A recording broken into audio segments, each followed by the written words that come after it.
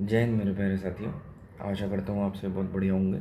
तो NISC executive assistant का unit 3 का ये पार्ट 8 है जो चल रहा है। तो चलिए शुरू करते हैं। यूनिट्स मैटर, ये एग्ज़ाम स्ट्रेटजी टिप्स हैं कुछ कि यूनिट्स मैटर, यूनिट का ध्यान रखें इसकी क्या है। तो ये एनर्जी की दे रखी है जूल या किलोवाट आवर, ठीक है। और पावर की बात करेंगे तो पावर की सिर्फ वाट या किलोवाट होगी, ठीक। आगे देखो, जो लोकेशन है, लोकेशन फैक्टर, इसका क्या मतलब है। लोकेशन फैक्टर होता है कि जो NISC है वो गुड़गांव के अंदर है इंडिया में, ठीक है। इसकी लोकेशन, वहाँ लैटीट्यूड कितना है, लगभग 28 डिग्री नॉर्थ है। एक fixed collector there should be face south and be tilted रफली 28 डिग्री, ठीक है। तो लोकेशन जो है NISC की वो गुड़गांव में है, वहाँ जो लैटीट्यूड है वो 28 डिग्री नॉर्थ है। तो जो कलेक्टर लगेगा उसकी जो फेस होएगा वो अगर नॉर्थ लैटीट्यूड है तो ऑपोजिट हो दिख रहा है तो साउथ में ही होएगा। DNI focus, direct normal irradiance. Question mentions concentration or mirrors. The answer almost always relates to the DNI, ठीक है, डायरेक्ट नॉर्मल इरेडियंस। जैसे कॉन्सेंट्रेशन टाइप सोलर पैनल है ना, CSP, कॉन्सेंट्रेशन सोलर पावर। तो क्या है उसमें जो हमें सोलर रेडिएशन चाहिए वो हाई कॉन्सेंट्रेशन वाला चाहिए। अब कोई किरण तो ऐसे बिल्कुल सीधी सीधी पड़ रही है, कोई ऐसे टेढ़ी पड़ रही है किसी एंगल पे, तो किसकी कॉन्सेंट्रेशन ज़्यादा होगी, सीधी वाले की। तो जो कॉन्सेंट्रेशन टाइप है वो DNI से ही रिलेटेड है, ठीक है। आगे देखें,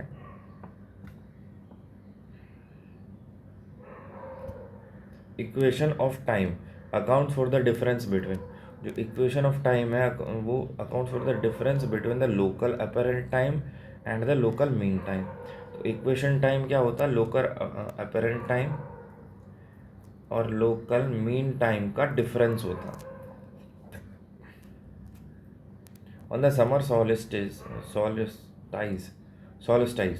on the summer solstice, June 21, the sun is directly overhead at the Tropic of Cancer, 23.5 degree north, ठीक है। तो 21 जून को समर सॉलिस्टाइस होता है और इसमें जो सन है वो सीधा ओवरहेड होता है 21 जून। तो यहाँ पर tropic of cancer minus plus 23.5 degree. The air mass at the zenith 60 degree. तो फॉर्मूला क्या होता है एयर मास का, 1/cos z, और cos z मतलब cos 60, तो एयर मास हो जाएगा 2। अरे यार मच्छर लग रहे हैं।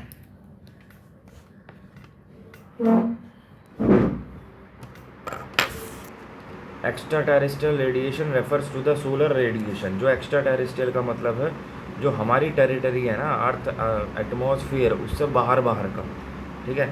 तो extra terrestrial radiation refers to the solar radiation outside the earth atmosphere. चलो थोड़ा जल्दी जल्दी ले लेते हैं, जल्दी जल्दी निपटा देते हैं sir. Which gas is the primary absorber of ultraviolet radiation in the atmosphere. तो ओजोन गैस है वो, ठीक है। अब आपको पहले सब जो पहली यूनिट थी उसमें बताया था अल्ट्रावायलेट जो है इसमें 3 तरह का रेडिएशन आता है, A, B और C।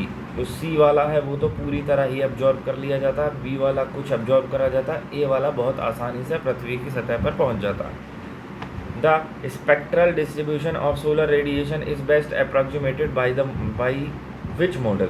तो जो स्पेक्ट्रल डिस्ट्रीब्यूशन है सोलर रेडिएशन का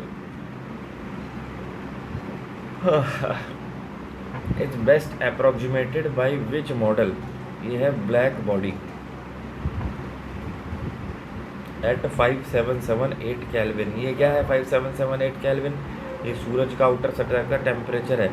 shadow band is used with a pyranometer to block. जो शैडो बैंड होता है वो डायरेक्ट रेडिएशन को ब्लॉक करने के लिए यूज करा जाता है पाइनोमीटर में। Hour angle changes at a rate of 15 degree प्रति hour. Which coordinate system uses declination and hour angle. तो इक्वेटोरियल कोऑर्डिनेट सिस्टम जो है वो डिक्लाइनेशन एंड आवर एंगल का इस्तेमाल करता है। The clearance index is defined as the ratio of, जो क्लियरनेस इंडेक्स है KT is defined as the ratio of GHI to extra terrestrial radiation.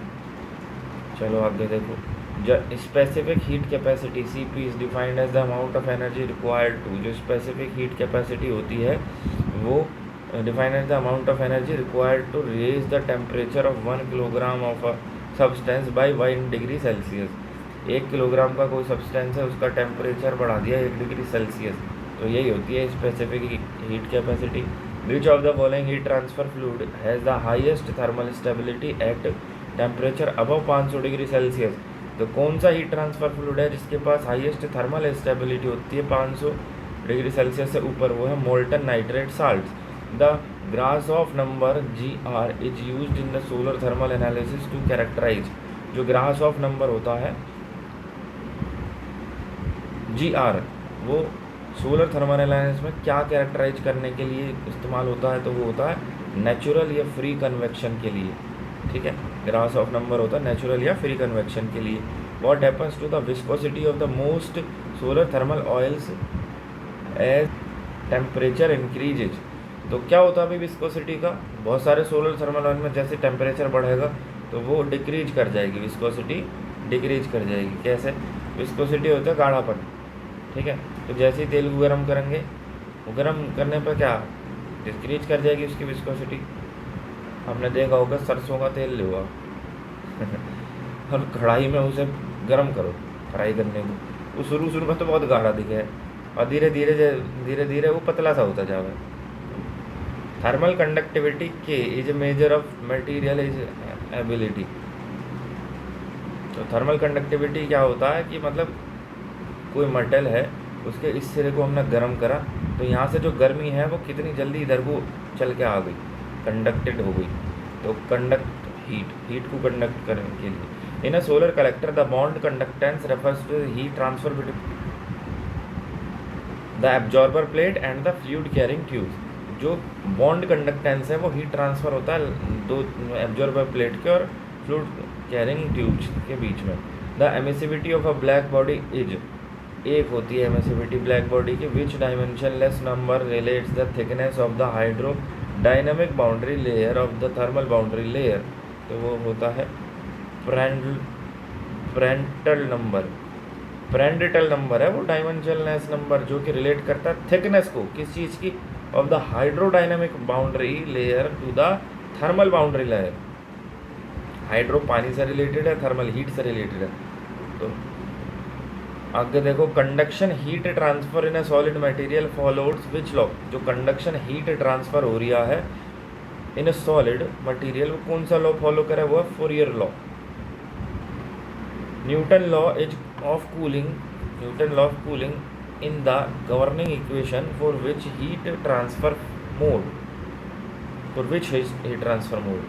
कौन से हीट ट्रांसफर मोड के लिए न्यूटन लॉ ऑफ कूलिंग जो है वो गवर्निंग इक्वेशन देता है? तो ये है कन्वेक्शन के लिए न्यूटन्स लॉ ऑफ कूलिंग देता है। हीट सिंक की बात करेंगे। Solar thermal system is the component that, heat sink का मतलब होता है जो हीट निकल रही है उसको वातावरण एब्जॉर्ब कर लेना या कि यहाँ से लेके और कहीं दूसरी साइड में छोड़ देना। एब्जॉर्ब और dissipate unwanted heat. What is the volumetric heat capacity? तो वॉल्यूमेट्रिक हीट कैपेसिटी होती है density multiplied by specific heat, rho dot CP। ये होती है volumetric heat capacity, density multiply specific heat. Radiative heat exchange between two surface depend on their. जो radiative heat exchange है दो surface के बीच में, वो किस पर निर्भर करता है? उनके टेम्परेचर एंड व्यू फैक्टर पर निर्भर करता है। In solar engineering the sky temperature is use to calculate radiative heat loss from the collector cover to the sky. तो सोलर इंजीनियरिंग के अंदर जो स्काई टेम्परेचर होता है वो radiative heat loss from the collector cover the sky को calculate करने के लिए यूज करा जाता है। Which material is commonly use as thermal insulation, insulation की बात कर रहा है, और हाई टेम्परेचर सोलर पाइप। तो वो होता है मिनरल वुल या कैल्शियम सिलिकेट। थर्मल इंसुलेशन की तरह इस्तेमाल करते हैं। यार कितने मच्छर हो रहे हैं, सगला खून पी गए। काम करो, मेरे ही खून नेता लोगों का पी लो जाकर। Sensible heat exchange involves in a change involves a change in, जो सेंसिबल हीट एक्सचेंज होता है involves a change in temperature without change in phase. The fin efficiency of a solar absorber decrease, जो fin efficiency होता है solar absorber का कैसा decrease होता है, the distance between the tube area. Fin क्या होता है, फिन एक ऐसा फिनोमेना होता है जो कि उसका वर्चुअल टेम्परेचर को बढ़ा देगा। एब्जॉर्बर जो एरिया है, टेम्परेचर नहीं एरिया, एरिया को बढ़ा देगा। Forced convection in a solar loop is usually driven by, जो फोर्स्ड कन्वेक्शन है एक सोलर लूप के भीतर वो usually driven by a pump or blower. What is the latent heat of fusion, जो फ्यूजन की लेटेंट हीट क्या होती है, गुप्त ऊष्मा। और फ्यूजन मतलब नाभिकीय संलयन है ना, तो संलयन की गुप्त ऊष्मा क्या होगी, energy required to change a substance from solid to liquid at constant temperature. The total thermal resistance RTH of a multi layer collector wall is the sum of the individual resistance in series. आगे कह रहा है which mode of heat transfer is eliminated by vacuum in the ETC, evacuated tube collector. तो कौन सा mode eliminate हो जाता है, इवैक्यूएटेड मतलब वैक्यूम है वहाँ पर, ठीक है। तो वैक्यूम है तो कंडक्शन और कन्वेक्शन दोनों के दोनों ही मोड एलिमिनेट हो जाएंगे, कंडक्शन और convection. In a sensible heat storage tank the amount of energy stored Q is calculated as Q is equal to m dot Cp dot delta, या डेल को ऐसे लिख लो डेल,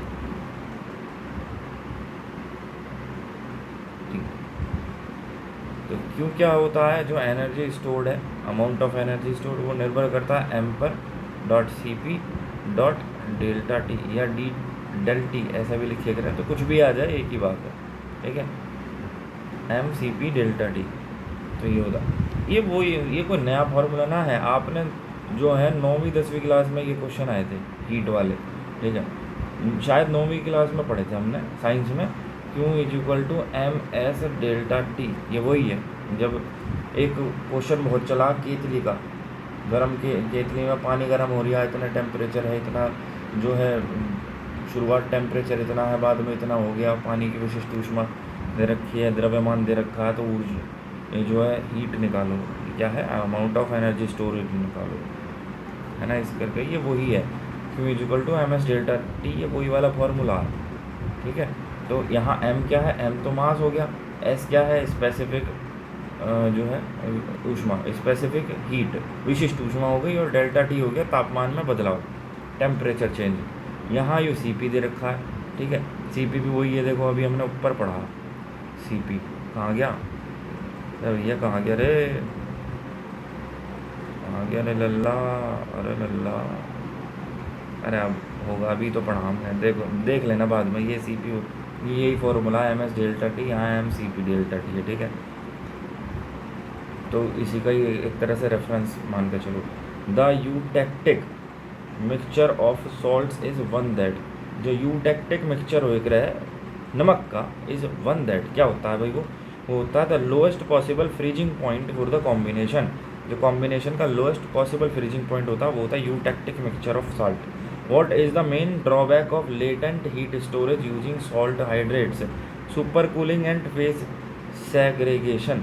सुपर कूलिंग मतलब कि ये कह रहा है कि भाई यूजिंग साल्ट हाइड्रेट, जो साल्ट होता है ना उसमें साल्ट हाइड्रेट, हाइड्रेट मतलब हो गया पानी, हाइड्रा मतलब पानी, तो पानी हो गया या ऐसा लिक्विड जिसमें साल्ट मिला हो, ठीक है, उसका जो हीट स्टोरेज कैपेसिटी होती है उसकी बढ़िया हो जाए करे, लेकिन वो उसे अगर जमाने लग जाएंगे तो कम टेम्परेचर पर बहुत जल्दी बर्फ़ भी जम जाए करे वो, तो ये उसकी ड्रॉबैक है। Stefan Boltzmann constant sigma has the value of approximately 5.67 into 10 की घात -8,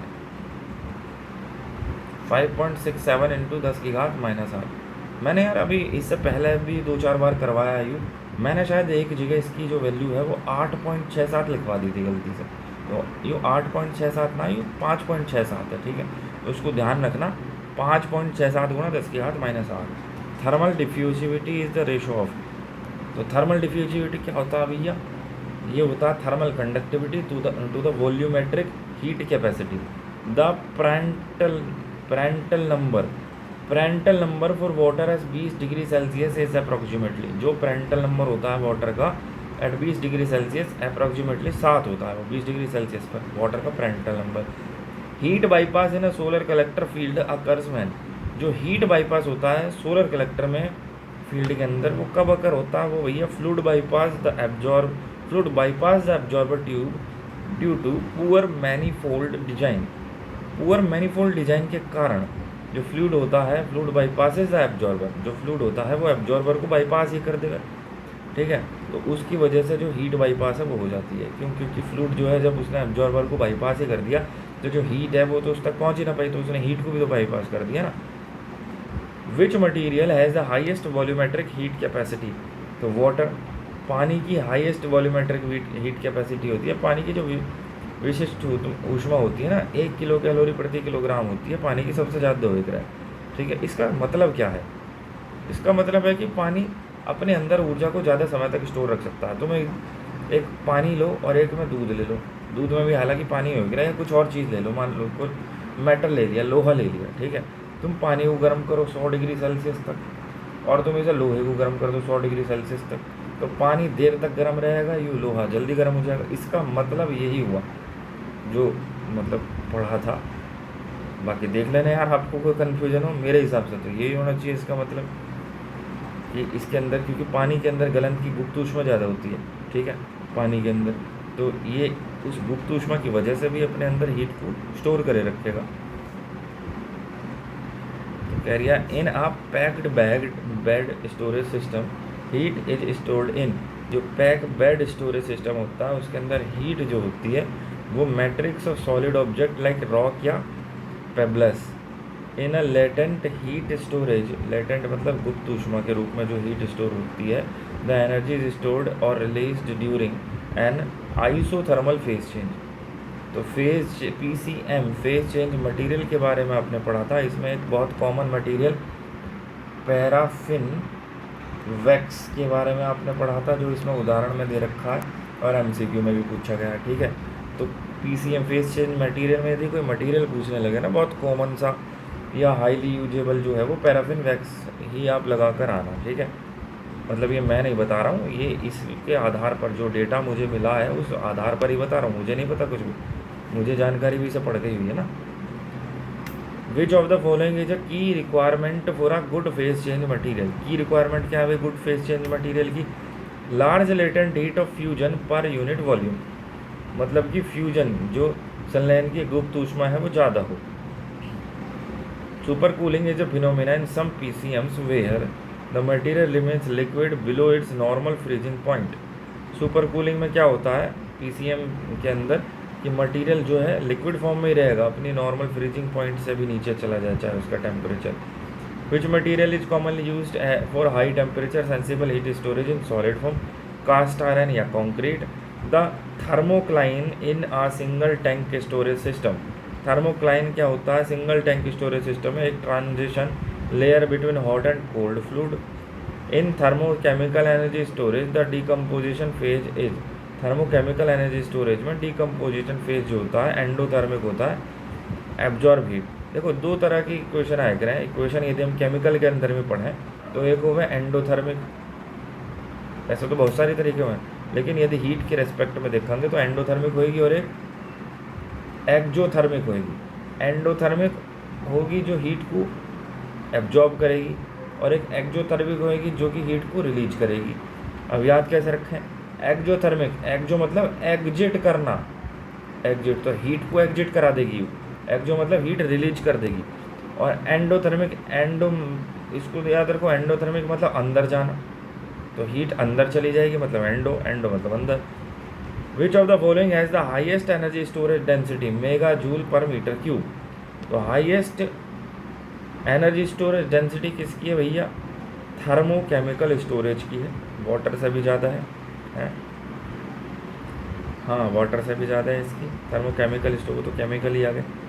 encapsulation of PCM is necessary to, जो PCM होता है फेज चेंज मटीरियल, उसका encapsulation prevent leakage during the liquid phase and increase heat transfer area.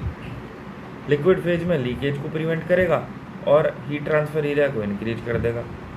Eutectic salts are often preferred for thermal storage because,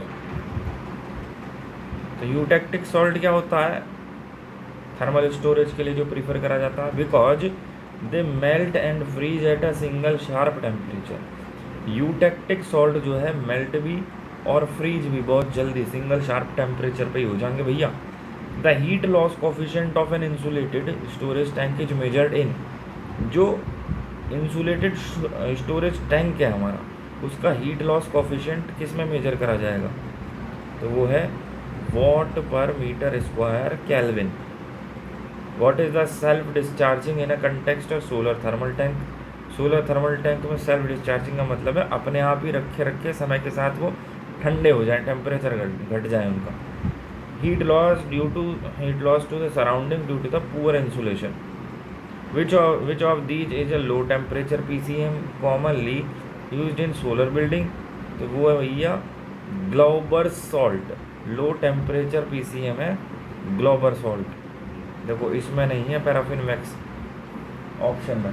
paraffin wax होता भी तो भी यूँ ही लगा के आना, क्योंकि लो टेम्परेचर PCM के बारे में पूछा है इसने।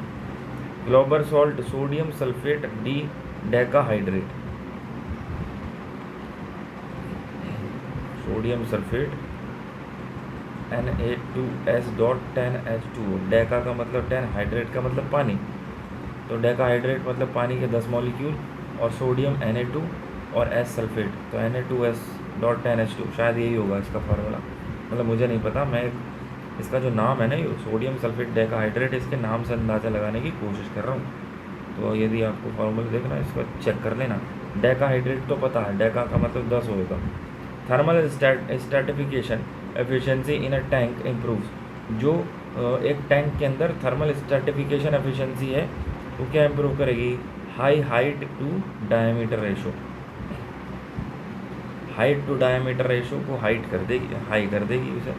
The dead volume of a thermal storage tank is the volume of fluid that cannot be effectively extracted or used at the required temperature. Degradation of a PCM over multiple cycles refers to, degrade करना मतलब उसकी value कम करना, उसकी उम्र बढ़ जाना, ठीक है, उसका इफेक्ट कम हो जाना, उसकी एफिशिएंसी कम हो जाना। तो loss of latent heat capacity और चेंज इन केमिकल प्रॉपर्टीज, ठीक है। विच thermodynamic property represent the quality of the usefulness of the stored energy? कौन सी थर्मोडायनेमिक प्रॉपर्टी है जो कि क्वालिटी और यूजफुलनेस स्टोर्ड एनर्जी का रिप्रेजेंट करती है? तो वो है एक्सर्जी है जो इसकी क्वालिटी और यूजफुलनेस को थर्मोडायनेमिक को रिप्रेजेंट करें। The solar fraction F is typically expressed as, solar fraction जो है वो solar energy supplied per total load. तो solar energy supplied upon total load, ये है सोलर फ्रैक्शन F, ठीक है। कितनी सोलर एनर्जी सप्लाई हुई है और टोटल लोड कितना है। कोल्ड स्टोरेज की बात करेंगे तो thermal energy storage for cooling usually uses ice और चिल्ड वाटर। कोल्ड स्टोर का मतलब है ठंडे स्टोर है, ठीक है। अब इसके अंदर क्या है, जनरली थर्मल एनर्जी स्टोरेज का इस्तेमाल कर रहा है कूलिंग के लिए, तो इसके अंदर आइस या चिल्ड वाटर होएगा। Paraffin wax as a PCM has disadvantage of low thermal conductivity. जो पैराफिन वैक्स है उसकी थर्मल कंडक्टिविटी कम है, यू डिसएडवांटेज है। In a direct storage system पूछ रही है आयु, the heat transfer fluid is also the storage medium. Heat transfer fluid जो है वो एक स्टोरेज मीडियम की तरह भी काम कर रहा है। Which material is added to PCMs to improve their low thermal conductivity? कौन सा मटेरियल है जो PCM में ऐड करा जा रहा है to improve their low thermal conductivity? तो वो है एक्सपेंडेड ग्रेफाइट और मेटल फॉर्म्स, जो एक्सपेंडेड ग्रेफाइट और मेटल फॉर्म्स।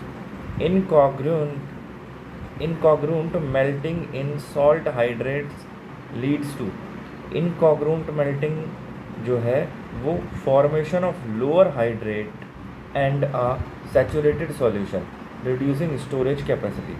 इनकॉन्ग्रुएंट मेल्टिंग का मतलब है मेल्ट हो गया मतलब उसकी जो स्टोरेज कैपेसिटी है वो कम हो गई। and lower hydrate and a saturation solution. What is the primary heat loss made for an underground thermal energy storage system? तो primary underground thermal energy storage system में प्राइमरी हीट लॉस कौन सा होता है? तो conduction of the surrounding soil, आसपास की जो मिट्टी है उसमें कंडक्ट हो जाएगी ना heat. Solar pond maintains its heat primarily because of its density gradient halocline that suppress convection. The energy payback time for a solar thermal storage system is the time required to save the thermal amount of energy used to manufacture the system. यार मच्छर बहुत काट रहा है भाई साहब, कितना खून पी गया भाई मेरा. ठीक है, ये कह रहा है एनर्जी पे बैक टाइम क्या? Time required to save the same amount of energy use to manufacture the system. मतलब कि जितना खर्चा आया है और जितना समय लगा है वो कितने दिनों में रिकवर हो जाएगा. तुमने कहीं इन्वेस्टमेंट करा, अपना समय या अपना खर्चा, वो जिस चीज़ में तुमने इन्वेस्ट करा वो तुम्हें कितने दिनों में पे बैक कर देगी, वो पे बैक टाइम है. ठीक है, लौटा देगी. The optical efficiency of a collector is the product of, एक कलेक्टर की ऑप्टिकल एफिशिएंसी जो है वो कितनी है? Transmissivity tau and absorptivity alpha, tau dot alpha. कई बार आ चुका है, पहले भी 2-3 बार क्वेश्चन आ चुका है कि जो ऑप्टिकल एफिशिएंसी है कलेक्टर की वो टाउ डॉट अल्फा होती है. टाउ मतलब ट्रांसमिसिविटी और अल्फा है absorptivity. Which standard is used in India for testing the solar thermosiphon system को टेस्ट करने के लिए सोलर थर्मोसाइफोन सिस्टम को कौन सा स्टैंडर्ड है? IS 13129. एक double glazed collector has higher efficiency than a single glazed one. तो जो डबल ग्लेज कलेक्टर होता है उसकी हायर एफिशिएंसी होती है सिंगल ग्लेज की तुलना में. हाई टेम्परेचर और हाई विंड स्पीड होता है उसका. What is the solar fraction of a system that provide 60 kilowatt hour of system solar heat for a total load of 100 kilowatt hour? तो यह 0.6. देखो अभी बढ़ाता सोलर फ्रैक्शन जो होता है वो होता है solar energy receive upon total load. तो सोलर हीट कितनी है भाई? सोलर एनर्जी कह लो या सोलर हीट कह लो, यहाँ पर सोलर हीट कितनी है? हीट की फॉर्म में ही तो मिल रही है एनर्जी. तो 60 किलोवाट आवर और टोटल लोड कितना कनेक्ट है? 100. तो 0.6 आ गया ना solar fraction. Collector heat loss efficiency, collector heat loss coefficient UL is measured in what per metre square kelvin. देखो अगर ये ऑप्शन दे रखे हैं यानी और इसने कलेक्टर हीट लॉस कोफिशिएंट पूछा तो हीट से मतलब होता है टेम्परेचर से, और टेम्परेचर की यूनिट होती है केल्विन या डिग्री सेल्सियस. तो ऑप्शन के अंदर केल्विन तो होना ही चाहिए या डिग्री सेल्सियस. ना तो इसमें है, ना इसमें है, ना इसमें है. इसी में दिख रहा है केल्विन. ठीक है, तो ऐसे भी टेम्परेचर से रिलेटेड है कोई फैक्टर या कोफिशिएंट तो उसमें केल्विन टेम्परेचर की यूनिट तो आनी चाहिए. Solar pond the lower convection zone, lower convection zone जो होता है सोलर पॉन्ड के अंदर act as the energy storage zone. The efficiency curve of a solar collector is typically एक डाउनवर्ड स्लोपिंग लाइन और कर्व. जो एफिशिएंसी कर्व है solar collector का वो टिपिकली डाउनवर्ड स्लोपिंग लाइन है या कर्व है. कैसे एफिशिएंसी कर्व सोलर कलेक्टर का? तो सोलर कलेक्टर कलेक्ट कर रहा है, धीरे धीरे उसकी जो एफिशिएंसी वो घट जाएगी ना भाई. तुम नई चीज़ लेके आओ वो अच्छी वैल्यू देगा, पुरानी हो जाएगी तो वो थोड़ी कम देने लगेगा. Which organization measure the gold standard for carbon credit in the solar project? तो गोल्ड स्टैंडर्ड फाउंडेशन यही देता है, गोल्ड स्टैंडर्ड को मैनेज करता है carbon credit, gold standard foundation. Thermosiphon flow stops when, जो थर्मोसाइफन फ्लो है वो storage tank is below the collector. जब स्टोरेज टैंक है वो कलेक्टर के नीचे होगा तब ये स्टॉप कर जाएगा थर्मोसाइफन फ्लो. थर्मोसाइफन फ्लो है किसी चीज़ का जो फ्लूइड है उसका फ्लो हो रहा है. ठीक है, अब मान लो ये टंकी है कोई, इसमें पानी भर रहा है, कोई फ्लूइड भर रहा है ना, और ये जो है क्या नाम है इसका, ये कोई खाली बाल्टी है, ये नीचे है, तो ये जो है फ्लो चलता रहेगा. इस बाल्टी का लेवल हमें इससे ऊपर कर देना या इसका ये जो है टंकी इसका लेवल इससे नीचे लिया तो थर्मो जो फ्लो है वो तो रुक जाएगा ना. तो स्टोरेज टैंक इस फ्लो, जब स्टोरेज टैंक है वो कलेक्टर से नीचे आ जाएगा तो उसका फ्लो रुक जाएगा. कैसे? स्टोरेज टैंक तो ये हो गया और कलेक्टर मतलब जो कलेक्ट कर रहा है तो जब स्टोरेज टैंक नीचे आ जाएगा इस कलेक्टर से, तो आप ही बताओ इससे इसमें फ्लूइड चला जाएगा। पानी की टंकी ऊपर रखी है वह छत पे, और नीचे हम अपने कमरा में बाथरूम में उससे पानी भर लें। यदि ये टंकी नीचे गाड़ दें ज़मीन में, और ये बाल्टी का लेवल वही है, तो ये स्टोरेज टैंक नीचे हो गया, तो क्या यहाँ से ऊपर बिना किसी एक्सटर्नल फोर्स के चला जाएगा? नहीं जाएगा ना, तो वो ये स्टॉप कर जाता है। The incidence angle modifier, incidence angle modifier accounts for changes in optical performance as the angle of incidence change. जो ऑप्टिकल परफॉर्मेंस है वो चेंज होएगी जैसे इंसिडेंस एंगल चेंज होता है उसके रेस्पेक्ट में। Emittance is the ratio of the energy radiated by surface to energy radiated by. जो एमिटेंस होता है वो रेशो है किसका? Energy radiated by surface to the energy radiated by a black body at the same temperature. एक black body जितना energy radiate कर रही है सेम टेम्परेचर पर, ठीक है, तो रेशो है सरफेस जितना एनर्जी रेडिएट कर रहा है to the black body radiate कर रही है, इन दोनों का जो रेशो होता है emittance. Which Indian government scheme promote the solar cold storage for farmers? PM Kusum scheme. The payback period of a solar thermal system is the time it takes. देखो payback period में जितना खर्चा हमने करा उतना का हमें वापस मिल जाए कितने समय में?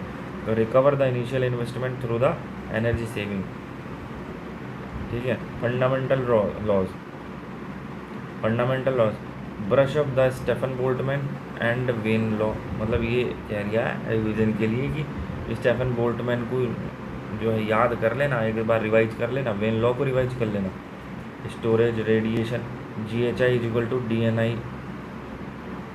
ये फार्मूला यूनिट 1 पे आपको याद हो पढ़ाया था।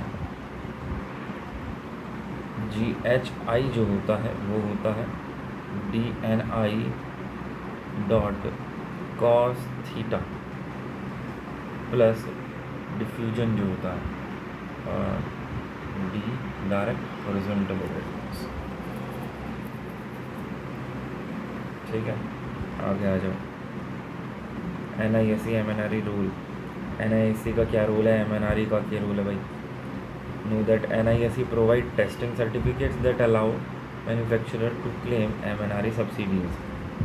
NISE बेसिकली लैब भी है, वो O&M के लिए, ऑपरेशन एंड मेंटेनेंस के लिए भी लेबोरेटरी भी है। सोलर थर्मल सब। अच्छा ये हो गए क्या? 128 क्वेश्चन ही थे वहाँ में। अब यू कंसेप्ट ऑफ, पहला था हमारा कंसेप्ट ऑफ हीट, फिर हमने इंडिविजुअल कंसेप्ट ऑफ वाटर पढ़ा, फिर कंसेप्ट ऑफ एनर्जी पढ़ा, एंड अब क्या है? ये गवर्निंग रूल है। अब इन तीनों का एक कंबाइनेशन है, फिर इन तीनों के कंबाइनेशन से रिलेटेड जो है क्वेश्चन होंगी, तो जाहिर है रिपीट होंगे क्वेश्चन, और इसमें गवर्निंग रूल भी आ जाएगा। तो इसकी पहले थ्योरी है, फिर उसके बाद में तीनों से का कंबाइनेशन है। देखते हैं the core concept energy heat and work का। एनर्जी क्या होती है भैया? एनर्जी तो रिसोर्सेज हो गया। In the context energy is the capacity of the solar resources to do work. तो एनर्जी क्या है? कैपेसिटी है to do work. Radiant energy होती है या इंटरनल एनर्जी होती है? Radiant energy sunlight travels as a electromagnetic wave. The energy content is defined by its wavelength, where shorter wavelength UV and visible carry higher energy than longer ones infrared. मतलब क्या कह रही है आयु? ये जो शॉर्टर वेवलेंथ होती है ना, UV या विजिबल वाली, इनकी वेवलेंथ कम होती है, ये हायर एनर्जी को जो है कैरी करती है लॉन्गर इंफ्रारेड की तुलना में। Internal energy U, when photons strikes the absorber they increase the kinetic energy. जब फोटोन है सोलर एनर्जी के, वो यहाँ एब्जॉर्बर रखा है, इस पर लगेंगे, इसको स्ट्राइक करेंगे, तो वो क्या करेगा कि जो काइनेटिक एनर्जी जो है बढ़ जाएगी मॉलिक्यूल्स की। In the heat transfer fluid this stored energy is what we harvest. Heat की बात करेंगे, एनर्जी बता दिया, capacity to do work. Heat क्या है? The transfer. Heat is the energy in transition due to the temperature gradient. Temperature के बदलने के साथ जो एनर्जी होती है हीट के रूप में स्टोर हो जाती है अगर हम टेम्परेचर बढ़ा रहे हैं। In a solar collector 3 modes of occur. Solar collector के अंदर 3 मोड आएंगे, रेडिएशन के द्वारा, कंडक्शन के द्वारा और कन्वेक्शन के द्वारा, ऊपर पढ़ चुके हैं। द प्राइमरी इनपुट सन और to absorber and primary loss absorber to sky. ठीक है, ये एब्जॉर्बर है, इस सूरज से इसमें आएगी बिजली, मतलब एनर्जी कह रहे, सॉरी बिजली नहीं एनर्जी, और इसमें तो ये तो हो गया इनपुट, और लॉस क्या हो गया, इसने जो वातावरण में ये गर्म हुआ, तो वातावरण में भी तो गर्मी की सेल्फ डिग्रेडेशन जो होता है, सेल्फ डिस्चार्ज है। कंडक्शन की बात करेंगे तो heat moving through the solid absorber plate into the fluid.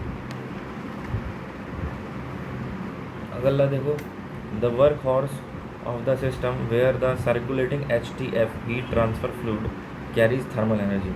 ये हो गया कन्वेक्शन। देखो कंडक्शन में तो हो गया, सॉलिड हो गया, इस ये हीट हो रखा है और इसने फ्लूइड को दे दी, absorber plate into the fluids. Convection में जो फ्लूइड है उसी के पास ये कैरीज द थर्मल एनर्जी, जो हीट ट्रांसफर फ्लूइड है उसी ने हीट कैरी कर रखी है। वर्क की बात करेंगे, वर्क हो गया आउटपुट, हमें एनर्जी का इस्तेमाल करके जो आउटपुट हमें लेना है। Work is the transfer of energy by any mechanism other than the temperature difference. Expansion work, high temperature steam expends against turbine blades converting thermal energy into the mechanical rotation. Pump work, parasitic load, the energy required to move the HTF through the pipes for a system to be net positive, the work produced by the turbine must significantly exceed the pump work. जो turbine ने work produce करा है वो significantly pump के work से ज़्यादा होना चाहिए। गवर्निंग रूल फॉर कन्वर्जन, तो ये क्या कह रहा है भाई, the conversion process is limited and guided by 4 primarily physical rule. देखो आपने एक शब्द सुना होगा गवर्नर।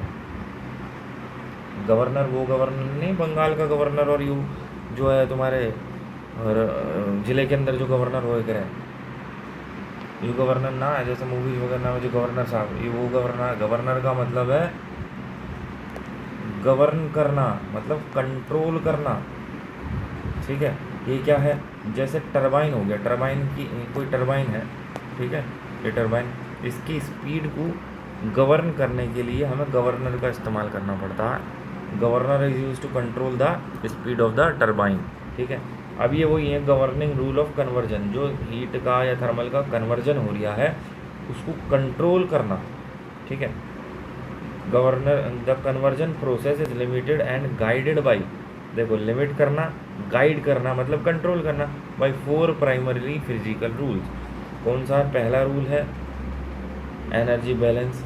एनर्जी बैलेंस क्या है भाई, energy can not be created और डिस्ट्रॉयड। एनर्जी मतलब ऊर्जा संरक्षण का नियम हो गया इस हिसाब से पहला नियम। पूरा solar thermal system, the work available is the difference between what we catch and what we lose. तो यूजफुल जो है, वैसे मुझे लगता नहीं है कि इसके ऊपर कोई क्वेश्चन आएगा, लेकिन फिर भी फार्मूला है तो इसको आप एक बार देख लो, ताकि यदि कोई फार्मूला बेस्ड क्वेश्चन बन जाए सीधे सीधे वैल्यू पुट कर देवे तो ये फार्मूला याद रखना और आंसर निकाल देना। तो Q useful is equal to I dot A dot T dot alpha, tau dot alpha minus U L dot A dot T C minus A. तो ये देखो टाउ डॉट एल्फा क्या है, ऑप्टिकल एफिशिएंसी है transmittance absorbance की, है ना। U L overall heat loss coefficient है, T C minus T A the temperature difference between the collector and the outside air. C मतलब कलेक्टर, ए मतलब आउटसाइड एयर। यार भाई मच्छरों ने तो जान को जिद कर रखा हमारी। The second law, the Carnot limit है भाई second law. This is the most critical rule for NISE exam. Carnot limit most critical rule है NISE एग्जाम के लिए। It states that you can not convert 100% of heat into work. बिल्कुल सही बात है। The maximum theoretical efficiency is determined by the temperature of the heat source T hot and the cooling sink. तो Carnot limit की efficiency जो होती है 1 minus T cold upon T hot, ठीक है। ये है कार्नोट लिमिट की एफिशिएंसी। आगे देखो कार्नोट सेकेंड लॉ यही कहता है कि भाई 100% हीट को जो हम कार्य में ट्रांसफ़र नहीं कर सकते, कुछ ना कुछ लॉस होएगा उसमें। The energy engineering conflict to get high efficiency work you need a very high T hot temperature. However the T hot increases, first law losses increases exponentially. मतलब हाई एफिशिएंसी के काम की हाई एफिशिएंसी के लिए हमें T hot बढ़ाना पड़ेगा। T hot बढ़ाएंगे तभी तो ये पूरा कम होएगा, ये पूरा कम होएगा तो एक में से कम चीज़ घटेगी, तो इस पूरे की वैल्यू बढ़ जाएगी। ठीक है, इस पूरे की वैल्यू बढ़ जाएगी। तो लेकिन हमें हॉट टेम्परेचर बढ़ाना पड़ेगा हाई एफिशिएंसी के लिए, और लेकिन जैसे ही हम इसको हॉट वाले टेम्परेचर को बढ़ाएंगे वैसे इसका पहला नियम क्या कहता है कि लॉस भी बढ़ जाएगा, तो लॉस भी उसी हिसाब से एक्सपोनेंशियली बढ़ जाएंगे। This is why concentrating solar panel is necessary for power generation to reach the temperature high enough to satisfy the second law, the Stefan Boltzmann law, the loss rule. ये क्या कहता है? This explains why solar collector have a ceiling temperature, radiative heat loss increase to fourth power of the absolute temperature, Q loss T की power 4 minus T A की power 4, collector temperature और atmosphere temperature.